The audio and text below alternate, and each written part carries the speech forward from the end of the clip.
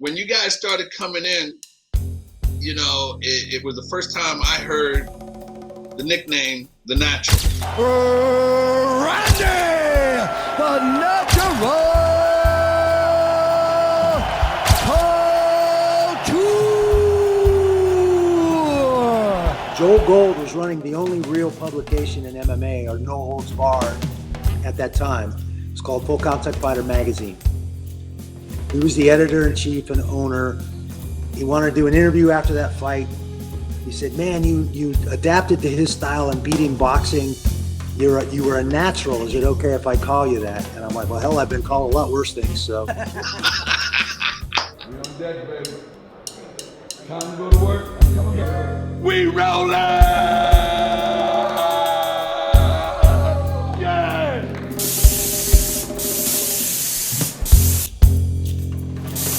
All night long, baby.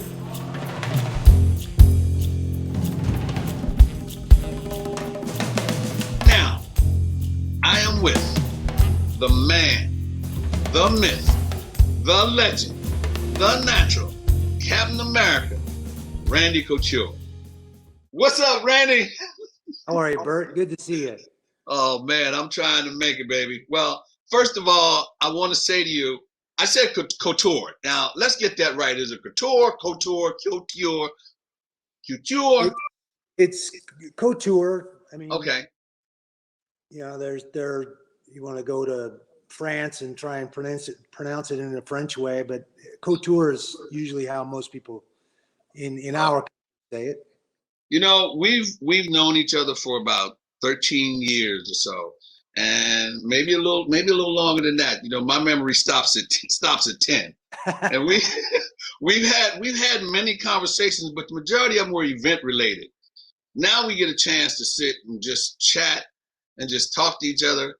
I'm going to ask you questions, and I want you to ask me questions. I don't care what it is, baby, or who it is, or what it's about. You just go ahead and shoot the questions, and you just ask them to me. But I'm going to just start mine with, man, what a career. What an outstanding career. You were the first of 7 fighters to win 2 titles in 2 different weight classes, and that's with George St. Pierre, BJ Penn, Conor McGregor, Daniel Cormier, Amanda Nunes, Cejudo, and you were the first to win an MMA fight over the age of 40. You won a title at 43 against Tito Ortiz. And in my world, that puts you in the class of George Foreman, who won his title at 42, but he won it convincingly. Michael Moore was looking up at him. Bernard Hopkins, who I've known forever, I mean, he won his title at 46. All I can say, baby, is thanks for the ride. And I want you to just take a minute and put all that together and tell us about your career, how you got started, where you're from, when you got started, your high school wrestling background, and just kind of give us a little 411 on your background, baby. Okay. Well, I grew up in Seattle, Washington, about 30 miles north of Seattle, a small town called Linwood, a suburb of Seattle. Okay. Started wrestling officially at 11. I got thrown into a novice tournament. At 11? Well, at 10, actually. My best friend's older brothers were wrestling at the junior high. The district meet was going on. Him and I went to go watch them wrestle, and they thought it was funny and entered Bobby and I in the novice division tournament at this district meet. I'd never wrestled in my life, so it was fun. I got my first bloody nose. I pinned the kid with a headlock. I mean, I think you put 2 3-year-olds out there, they know how to headlock people. So it was fun. And then I rolled into junior high the next year in the 7th grade, and the PE coach was the wrestling teacher, or the wrestling coach. I got that backwards, but Coach K-Spear. He remembered me from that novice tournament, and he said, "Hey, wrestling starts next week. I'll see you out there." And I thought it was a great way to maybe get my dad's attention, who was never really around in my life, and I'd heard what a great wrestler he was. So I thought maybe if I turned out for wrestling, I'd get his attention and he'd come around. It didn't really work. He never saw me wrestle a match, but I found my calling. I found the place where I seemed to flourish. Those coaches were very important people to me. They, when I needed a kick in the ass, they were usually the guys that stepped up and did that. And when I needed, an arm around me and a kind word, they did that too. So all the way from Coach Caseberry, who I'm still very good friends with to this day, Coach McAvoy, in the Army, Coach Winter, Coach Say, and Coach Burnett at Oklahoma State. And then John Smith, my senior year, John Smith took over at Oklahoma State.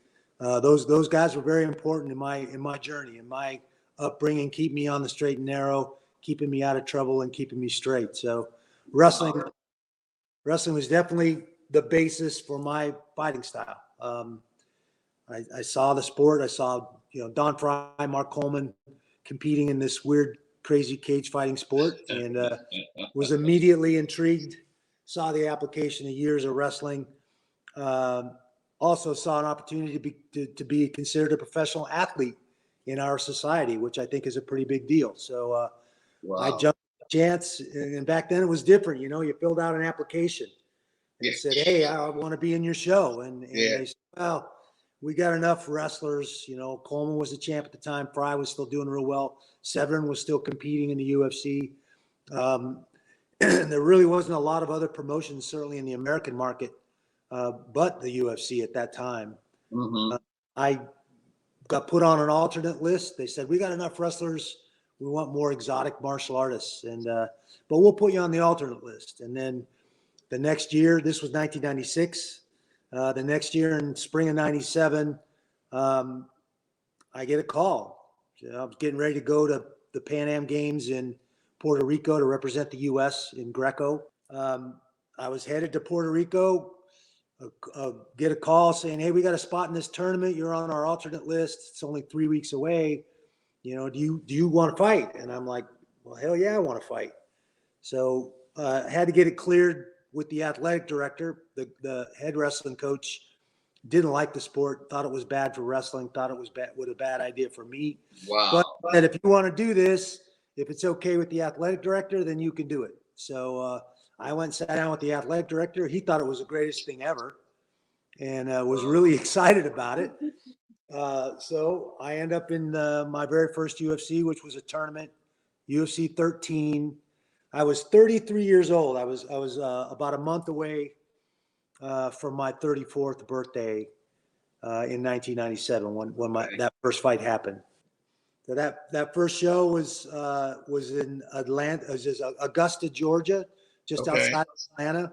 I was traveling back from Puerto Rico, and instead of flying all the way back to Oregon, I got out of the plane in Atlanta. I spent 5 days on the ground in Atlanta with Rico Ciparelli, who was kind of my trainer and mentor and management at that time. He kind of showed me what this jiu-jitsu thing was all about, and we kind of formulated a plan to fight these two guys. We had no tape on them, we had no idea who they were, even what they looked like. So that made it. These were the other two guys in the tournament, because there was 3 or 4 you in the tournament. 4 guys. Yes. It was a 4-man tournament, but obviously I was only going to face 2 of the 4. You never know who's going to advance. Right. So I got paired up with Tony Halama from Finland, who was a champion boxer from Finland and had a pro wrestling career as well as Ludwig Borga. And he was a massive guy. He outweighed you by a little more than 100 pounds, didn't he? He outweighed me by about 80 pounds. Yeah, I walked around at about 220, and he weighed in at 300 pounds. So he had me by 80 pounds. Couture, looking to move. Might want to choke here. Might look to choke here. Trying to sink it. Couture trying to sink the choke in that big neck. There's the tap. And he's very quick. Good job, man. That's right. You were right there. Couture used his smarts. Relax right there. Andy Couture! And then my second fight that night was in the finals was against Stephen Graham, who was another great big guy. He was from one of the Carolina schools, had played football there, and he was 290 pounds. So Wow. I was definitely Wow. scratching my head going, what in the hell did I get myself in? Elbow to the head by Couture. Now punches to the back of the head. That's it. McCarthy steps in. That's going to do it. That's it. McCarthy stops the fight and Couture wins it. Yeah, he was. I think it was Stephen Graham. They said was about 290. Yeah, Was about 290, and you were 220. Wow, wow. And then it went on to in 1997 when you fought Vitor Belfort in UFC 15. Yep. And my understanding that there was a story in that fight that when it was time for Vitor Belfort to take his walk to the ring, it was taking a little longer than it normally does for a guy to get from the dressing room to the ring. And I don't know if they had ring walk music or whatever, but whatever they had, he didn't come out on cue. And, you know, actually Big John McCarthy wrote about it in his book, that he was the ref and he had to get out of the ring and go into the backstage and get Vitor. Vitor Belfort has not come out to the octagon. He was given his cue, but he has stayed back in his locker room area, and Couture must wait. What was going on about that? What do you remember? Well, you know, I was the challenger. Vitor was already an established fighter, so I walked first. I'm in the cage. They play the entrance music, and nobody comes out of the tunnel. And I stood in the cage for about 10 minutes. There was just no opponent. And I think, you know, I'm talking to Rico. Rico was my corner man, and I'm talking to him over the cage. And we're both looking at each other like, where's this guy at? What's going on? And in my mind right away, I thought, this guy's scared. This is something somebody who's scared to come out and compete would do. That's what I thought. Later, other people, oh man, that's an old boxing trick. You know, you freeze a guy out, you make him stand out there and wait for you, and you get in his head that way. And I think it had the opposite effect for me. In my mind, I thought he was intimidated. He was scared. John said that he did have to go back and get him, basically get him to come out of his trailer and come out, or they were going to call it a forfeit. And so he finally came out. But in my mind, that just gave me all the more confidence. Wow. I was in the right place and that things were going to go well. Wow. And Vitor was about 19 years old. He was a young guy. Yeah. And, you know, my understanding, you landed quite a few knee strikes on him. You took him down and you finished him with punches from a back mount. He kind of collapsed. Okay. I think out of fatigue, honestly. It was that fight that kind of the whole dirty boxing moniker and style was born. I clinched a lot and hit him with a lot of shots from the standing position from a wrestler's clinch, which obviously is not allowed in boxing, and that's why it's called dirty boxing. But that was the first time that was kind of showcased, and people started talking about that, and that kind of became part of my fighting style moving forward.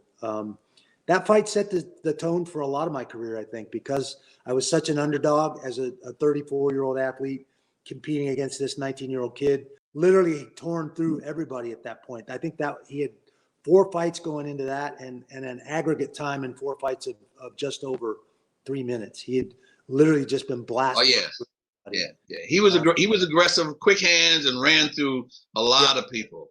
Yeah, very good. Through a straight blast, a 1-2, 1-2, 1-2, and just run right through people. He did that to a lot of guys. What was his weight and what was your weight at that time? I was about 220, and I believe he weighed in at about 226 for that fight. Wow. My weight rarely fluctuated, which is why it was easy for me to make 205 when I decided to come down from heavyweight. Back then, there was no choice. I mean, the UFC 13 was the first show they had a lightweight division fight. Right. I think lightweight was 200 pounds, and anything over 200 pounds was considered a heavyweight. A heavyweight. Vitor Belfort at 226 pounds. Yeah. Wow. He was yoked. He was very powerful. So he was always a pretty yoked guy, you know, and you were always pretty standard throughout your career. Yeah. Well, there seemed to be some speculation at that time with Vitor because a lot of people had seen where he started in his first couple fights, and he was walking around, right around 200. Right. 190 to 200, and then all of a sudden within a four fight span, he's kind of blown up to 225, 226. That generally doesn't happen naturally.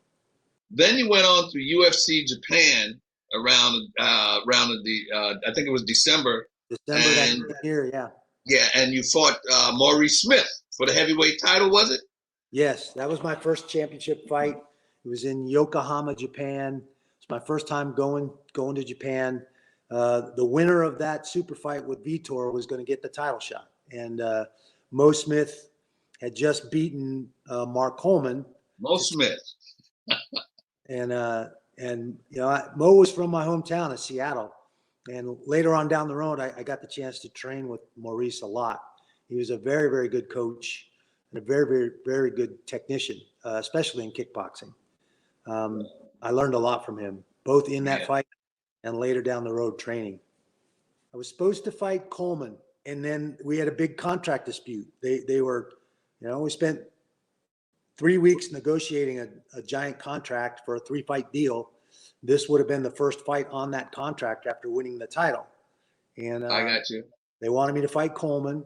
I ended up getting injured, popping a rib, getting ready for the national tournament in Greco, and had to pull out of that fight. Henderson. I was training with Dan Henderson, and he had me in a headlock. He was trying to pin me in practice and rolled me up and popped my ribs. I couldn't get up off the mat.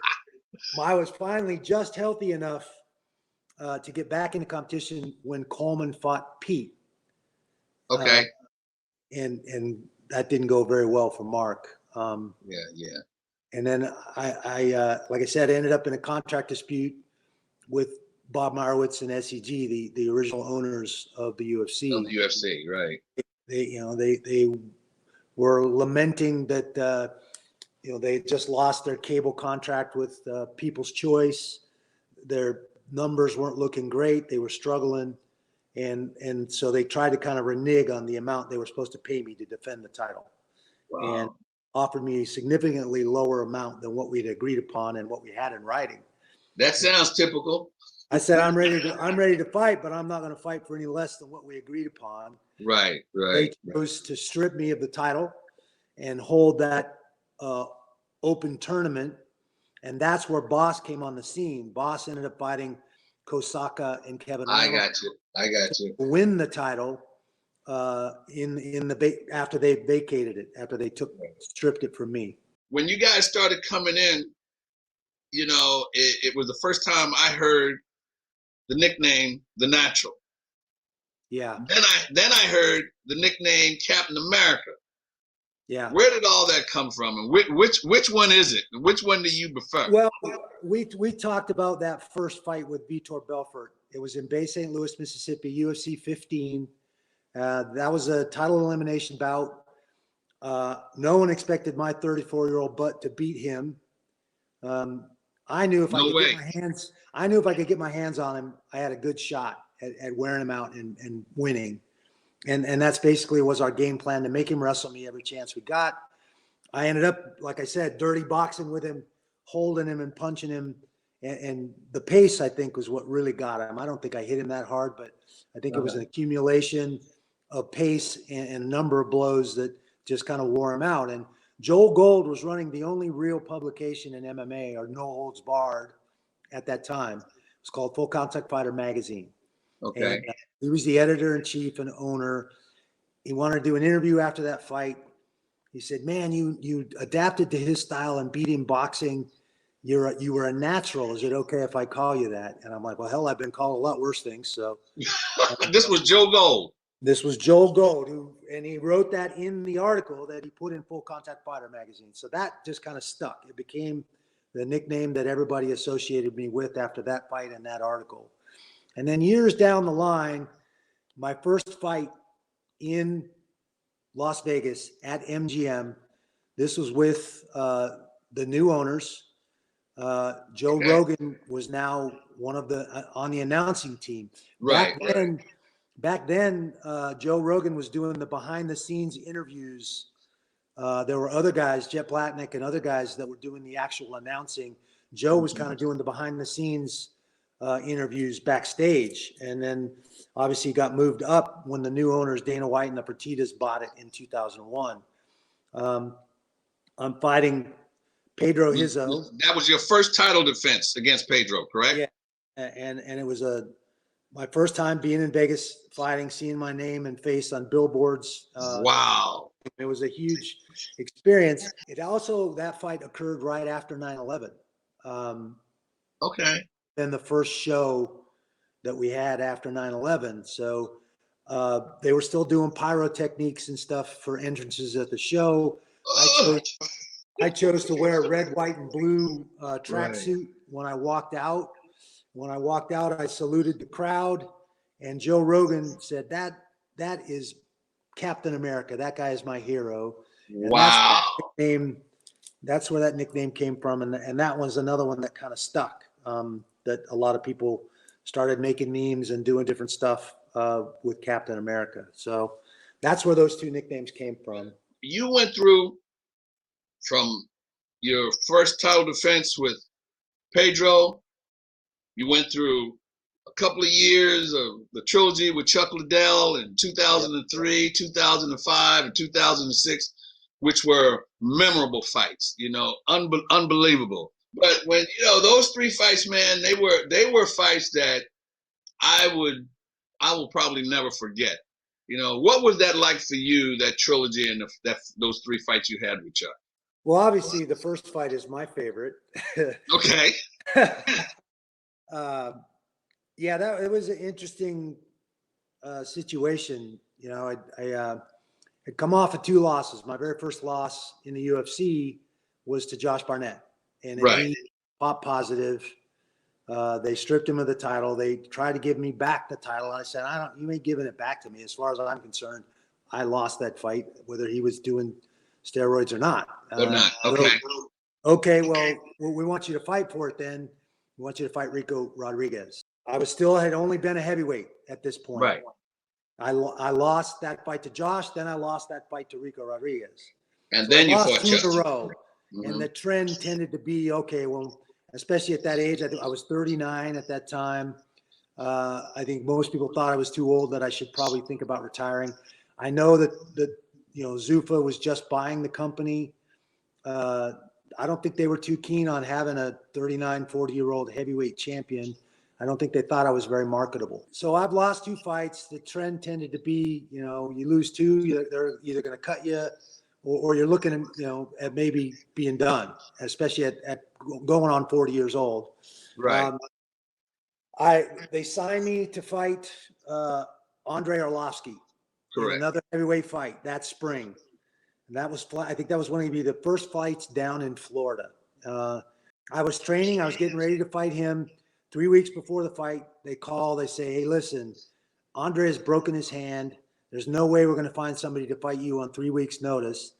What if you come in June down to 205 and fight Chuck for the interim championship at light heavyweight? Tito won't fight Chuck. We're in the process of stripping Tito of the belt. We want you to fight him for the interim championship. So I saw the handwriting on the wall. Here's a guy who's been the heavyweight champion twice. They want to put Chuck over. Put this old guy in with Chuck. Chuck will beat him up. And then Chuck will be the interim champ, put more pressure on Tito to fight Chuck, and if he wants to maintain his title. And obviously I was the fly in the ointment for that whole scenario because I ended up beating Chuck. But he stays in the pocket. He doesn't back away when he gets hit. He stays in, he blocks it, he takes the shot, and then he counters. And his counters are wearing Chuck out. Chuck Liddell's in danger of being knocked out. And there's a third takedown impressively by Randy Couture. And mounts. Now he's mounting it. Now this is where he has succeeded. Ground and pound Randy Couture. Can he finish Chuck Liddell? Here in round 3. Chuck is in grave danger of being stopped here. Randy Couture on Chuck Liddell. He's not defending himself. He's continuing to bring it. John McCarthy standing closely. Couture trying to stop this fight. Randy Couture is going to stop Chuck Liddell. Unbelievable. It's all over. Unbelievable. Randy Couture becomes the first man Unbelievable. in UFC history to win a belt in 2 different weight classes. And again, I found myself in a bit of an adversarial situation with the company, with Dana and the Fertittas. They'd signed Pedro to a 9-fight deal, a bigger deal than they'd ever signed anybody to. I think in hopes that they'd be getting rid of this old heavyweight that they were kind of stuck with. I ended up beating Pedro both times because they forced me to sign a new contract with an automatic rematch with Pedro. And then I got the fight with Chuck, which again, I think they were really wanting to put Chuck over and put him in a strong position to be the new light heavyweight champ. And it just, I was the fly in the ointment for that scenario. Wow. I was butting heads with the Fertittas and Dana White from the beginning. I had just signed with new management when they bought the company. I didn't know what an ancillary right was. My management educated me. When they bought the company, I got a new contract from them, and they wanted to control my ancillary rights forever. I'm like, what is an ancillary right? So, well, you want to do a clothing line? You want to write a book? You want to do a movie? They're going to own the rights for your image to be able to do any of that. And I'm like, well, why the hell would they own that? And so we fought them at that time over those ancillary rights because my management had convinced me that those were worth something. Right. They were absolutely right. I went on and wrote a book. I went on and have a clothing line and a bunch of things that I would have had to get permission basically to do those things had I signed a contract and given away those rights. So for that reason, I was on their list right from the start. Wow. I was older. I don't think they thought I was very marketable as almost a 40-year-old champion. And I'm causing them problems by not being willing to sign away my ancillary rights in perpetuity. So they airbrushed me out of all the marketing, took me off the DVD cover at that time. Wow. Oh, I know. Pushed me to the side. Then I again, that first outing beat Pedro when they had just signed him to a 9-fight deal. Went out there and whooped his ass. Rolling from there. Every time I turned around, I was stepping on Zuffa's toes again. I got a list here I want to run off real quickly. I'm going to throw some names at you, and I'm going to ask, I got Vitor Belfort, Maurice Smith, Jeremy Horn, Kevin Randleman, Pedro Hizzo, Josh Barnett, Rico Rodriguez, Chuck Liddell, Tito Ortiz, Tim Sylvia, Gabe Gonzaga, Brock Lesnar, Nogueira, Mark Coleman, and Machida. Mm-hmm. That's a list of names, the guys that you've been with, Randy. What was your best fight? What was your worst fight? Man, I had a lot of amazing fights. Again, I think anytime I seem to embrace that underdog spot when there's no expectation on you, that frees you up. You're not out there to please anybody but yourself and then do what you think you believe you're capable of. And I seem to really flourish in that spot. And I was an underdog in a lot of those fights against a lot of those guys. But my favorite fight and the toughest fight, I think, to this day that I'd been in was the first time I fought Pedro. That was my first fight in Atlantic City with the new company. Wow. It was a 5-round. You talked about those pyrotechnics. Yeah, burning Burt's pants. And I had to put a wet rag over my mouth because the smoke was so bad. Inside. Triggered my asthma. And I couldn't for the life of me figure out why I got so dang tired in that fight. Because that was, my conditioning was always a strength that I relied on. Right. And man, I had him so close in the first round to being done. I punched myself out. Well, you got to, how much energy is Couture losing here by punching? He's obviously scoring. But he's also doing damage. Big time damage, guys. Big time damage. Oh, and he finishes with the big one. I remember walking back to the stool after John didn't stop the fight. I had him against the cage, and I was teeing off on him. Round ends. I go and I sit on that stool, And man, I was exhausted. I had punched myself out. Wow. Dan Henderson's cornering me, and the 10-second warning clapper goes off, which means the second's got to get out, and the round's going to start, the second round. And I'm just staring at Dan sitting on the stool. He's like, "What the hell are you staring at me for? Let's go." I can see him. My happy ass up and go back out there. And I got a second wind. I lost that second round. I got my nose broke, and that was the punishment to the lead leg was starting. It started in that first round and carried on. I think I got kicked 14 times in that fight. He tried to kick me in the head, and I blocked the kick, but I only got one arm up, and I punched myself in the nose. And my own nose. And I bled the rest of the fight. That, by the way, was the first fight that my mother ever attended in person. You have got to be kidding me. And the first fight? Yeah, I was. All the other ones she had watched on TV to that point. And I kept telling her, "It's not that bad, Mom. Just come see it in person." So her and one of my best friend's moms flew out from Seattle for that fight and came to that fight. I had to lean on her to walk to get to my room. My leg. Wow. But she knew I was fine. She was right there. She said, "I'll never watch it on TV again. I hate hearing." Oh, it's not always like this, Mom. What's your opinion on the growth of MMA, the landscape of MMA, and what MMA is today? I think we have more high-level promotions competing and putting on shows in the sport than we've ever had. It's solidified itself, this sport, as the combative sport for this generation, not just in the U.S. market, around the world. Our sport is everybody's compared boxing and MMA since the day I started fighting. Everybody want to know, well, why do boxers get paid so much money and you guys don't get paid nearly that much? And I can tell you the flaw in our sport is the promoter and the sanctioning body are the same guy in all these organizations. Okay. That is not the system in boxing. Sanctioning bodies are a separate entity controlled by athletic commissions. They have very strict requirements for their rankings and their titles. They are also the governing bodies, okay? Exactly. So the 1996, the Muhammad Ali Act was implemented as federal legislation to protect boxers from guys like Don King, who were holding those guys over the fire and taking all their money. Yes. Guess who the athletic commissioner was in the state of Nevada when that bill was passed? Lorenzo Fertitta. Yes. So he knew exactly what he was looking at when the opportunity came a couple years later to buy this new brand in this sport of mixed martial arts. He knew exactly what he was looking at. He knew there was no protections for combative sports athletes or mixed martial artists in this sport like there were in boxing. There's no transparency. They can pretty much do what they want. Like I said, I was butting heads with them over my ancillary rights almost from the jump, from the very beginning.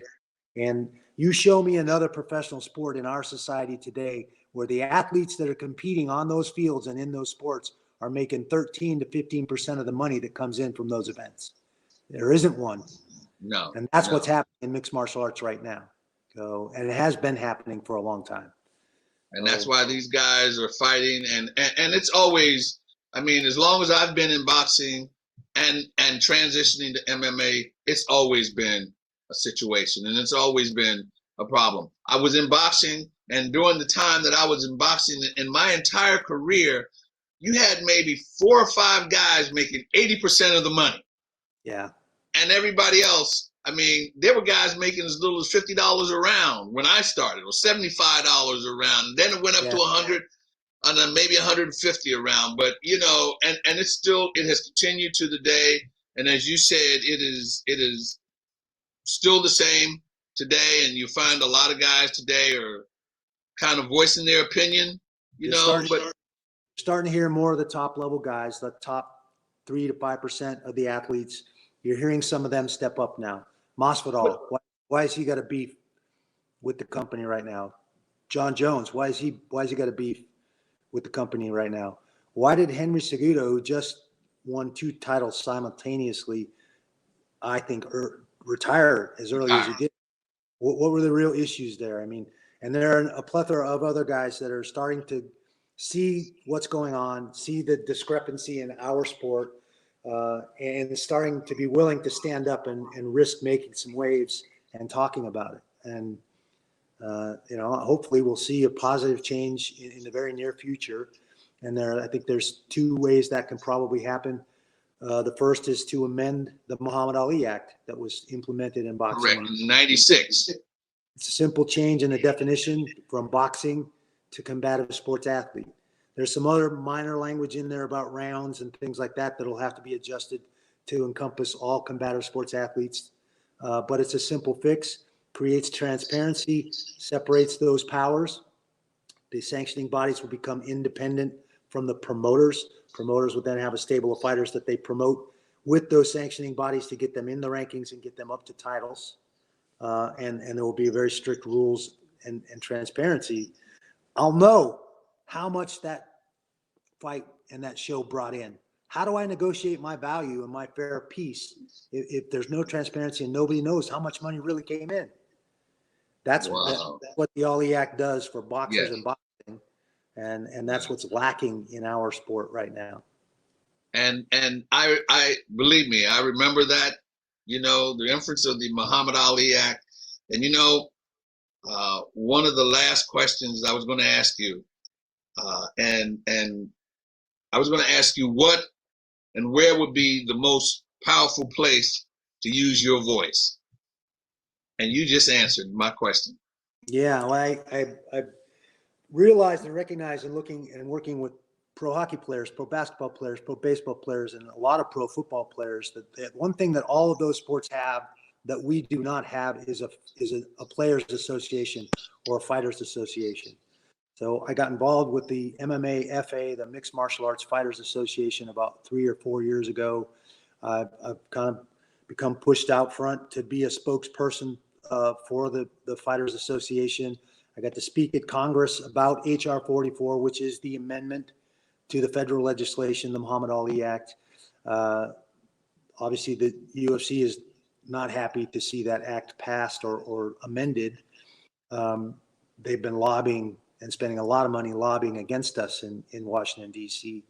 To make sure that doesn't happen. And that's a whole nother can of worms. But Yeah. I feel like until we, as the top echelon of fighters, stand up and recognize that we're the commodity, without us, there is no show, and start creating minimum standards for fighters, get 401ks, get some health insurance, some of these things that all these other athletes that are professional athletes in our society enjoy, we're going to keep getting the short end of the stick. It's that simple. Well, I'll tell you something, boss. I can't throw the Natural or Captain America out of the window because you give us a little and a lot of both of them. But Randy, I want to tell you, man, how much I appreciate you giving me your time. I called you as a friend because I knew I could depend on you, but I knew you'd also answer my call. But I truly appreciate you, and I know everybody that's seeing this and going to watch this is going to appreciate everything that you've given and all the voice you've given to MMA, and I know the best use of your voice. And I want to tell you, man, I appreciate you and much love, and just keep rolling, baby.